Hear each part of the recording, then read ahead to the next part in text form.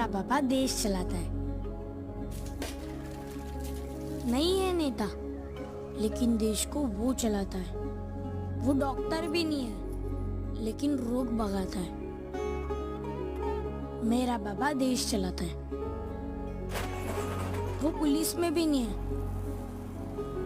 लेकिन देश की गंदगी मिटाता है। वो आर्मी में भी नहीं है, लेकिन गंदे शैतानों से जंग लड़कर आता है। मेरा बाबा देश चलाता है। अगर नहीं जाएगा मेरा बाबा काम पर, तो रुक जाएगा इंडिया का हर घर। ना बनेगा खाना, ना होगा नहाना, सड़कों पे मच जाएगी भगदड़। बच्चे स्कूल नहीं पहुंचेंगे, ना ही डॉक्टर अस्पताल, मंत्री मंत्रालय नहीं पहुंचेंगे, और पूरे देश का हाल हो जाएगा बेहाल। हम सब की जिंदगी को आसान बनाता है। मेरा बाबा वो काम करता है जो देश का कोई भी बाबा करना नहीं चाहता।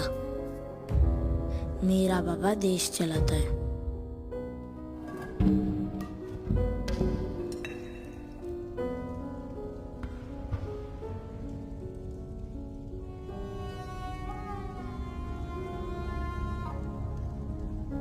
क्योंकि देश अपना गीला और सूखा कचरा अलग नहीं करता।